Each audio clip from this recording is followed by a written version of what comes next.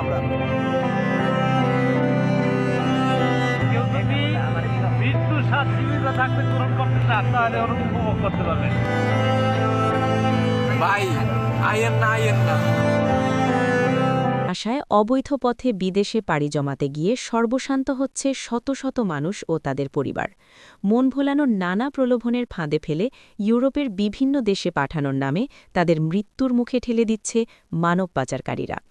আফ্রিকার উত্তর অঞ্চলের দেশগুলো থেকে মৃত্যু ঝুঁকি নিয়ে ভূমধ্যসাগর পাড়ি দিতে অনেকে হারাচ্ছেন প্রাণ, আর কেউ কেউ নিখোঁজ হচ্ছেন চিরতরে। এই নৌপথ পাড়ি দিতে গিয়ে গেল এক দশকে প্রাণ গেছে সিলেটের অর্ধশতাধিক যুবকের। ভুক্তভোগী ও অভিবাসীদের মন্তব্য ক্লিপস। এক কথা বলতে গেলে মৃত্যুর সাথে পাঞ্জা লড়ছি আমরা। ২. কেউ যদি মৃত্যুর স্বাদ জীবিত থাকতে গ্রহণ করতে চান তাহলে এরকম উপভোগ করতে পারবেন। ৩. ভাই আইয়েন না। প্রতিবেদক ভয়েস ওভার। ভূমধ্যসাগর এ যেন এক অনিশ্চিত যাত্রার এক করুণ উপাখ্যান। উন্নত জীবনের হাতছানিতে অবৈধ পথে সুনীল এই জলরাশি পাড়ি দেয়ার পথে হাজারো পরিবারের দীর্ঘশ্বাসের মিছিলে বাংলাদেশিদের গল্পটাও লেখা হচ্ছে প্রতিনিয়তই। ইতালি, গ্রিস, মাল্টা কিংবা স্পেনে যাওয়ার লক্ষ্যে দালালের হাত ধরে মধ্যপ্রাচ্যের নানা পথ পাড়ি দিয়ে উত্তর আফ্রিকার লিবিয়া, তিউনিসিয়া বা মিশর থেকে শুরু হয় এই ভয়ানক যাত্রা। গাদাগাদি করে নৌকায় যেতে যেতে কখনো ফুরায় খাবার, কখনো আসে ভয়াল ঝড় তুফান। প্রাণ হারানোর পাশাপাশি চিরতরে হারিয়ে যাওয়ার শঙ্কা নিয়েই চলে বিপদ সংকুলে যাত্রা। ভুক্তভোগীদের মন্তব্য ক্লিপস। ১. এরকম প্রচণ্ড উত্তাল সাগরের মাঝে মনে হলো যেন মৃত্যু। ২. একটা বিস্কিট ৩ জনে ভাগ কইরা খাইছি। ওই যে ২০০ মিলি পানির বোতল ৩ জনে ভাগ করে খাইছি। প্রতিবেদক ভয়েস ওভার। আগাগোড়া অনিশ্চয়তার চাদরে মোড়ানো সেই যাত্রায় ব্যর্থ হয়ে ভগ্ন হৃদয়ে ফিরে আসা কয়েকজন জানান গা শিউরে ওঠা অভিজ্ঞতা।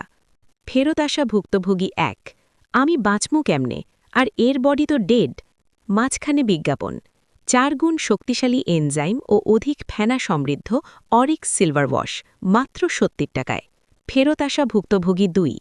দালালের রুমে আমরারে ৭ দিন পরে মারধর করছে, একবেলা খানি দিছে, কাম করাইছে ২২ দিন, একটা টাকা দিছে না।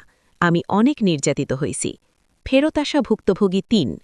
প্রায় ১১.৫ লক্ষ টাকার মতো আমার গেছে। ওখান থেকে আমাকে ব্ল্যাকমেইলের শিকার হতে হয়।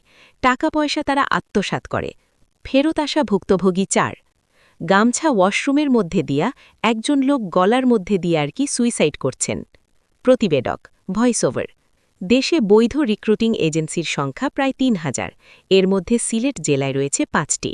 যদিও বেআইনিভাবে এ কর্মকাণ্ডে জড়িত শতাধিক প্রতিষ্ঠান। এমন পরিস্থিতিতে কাজের জন্য বিদেশে যেতে সরকারি মাধ্যমকেই বেছে নেয়ার পরামর্শ সংশ্লিষ্টদের। নাসিম আহমেদ সাকিব, সহকারী পরিচালক, জেলা কর্মসংস্থান ও জনশক্তি অফিস সিলেট। নিজের জীবনের থেকে টাকার গুরুত্বটা তাদের কাছে আসলে একটা পর্যায়ে বেশি হয়ে যায়। বিদেশ যাওয়ার ক্ষেত্রে যদি এজেন্সির অ্যাকাউন্টে টাকা দেওয়া হয় তাহলে এজেন্সি যদি কোনো প্রতারণাও করে সেক্ষেত্রে আমরা তাদের সহযোগিতা করতে পারি। প্রতিবেদক ভয়েস ওভার।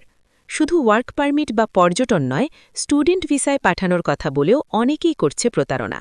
২ বছর আগে প্রতারক এমন এজেন্সির তালিকা করে অভিযান শুরু হলেও পরে তা আর খুব একটা এগোয়নি।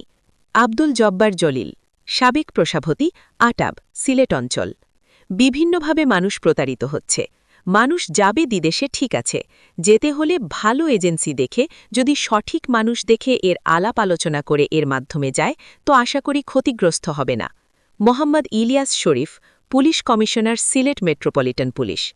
এখানে যে কোনো প্রবাসী ব্যক্তি তাদের যে কোনো সমস্যা বিষয়ে অভিযোগ জানাতে পারেন এবং সেটাকে আমরা প্রায়োরিটি দিয়ে সমাধানের চেষ্টা করি। তাদের সেবার ব্যাপারে আমরা সব সময় সজাগ আছি এবং অগ্রাধিকার ভিত্তিতে এটা দেওয়ার চেষ্টা করি। তবে আশার কথা ২০ ডিসেম্বর থেকেই পিডিএমও প্রকল্পের আওতায় উপজেলা পর্যায়ের বিদেশ গমন ইচ্ছুদের জন্য অ্যাডভান্স ট্রেনিং চালু করছে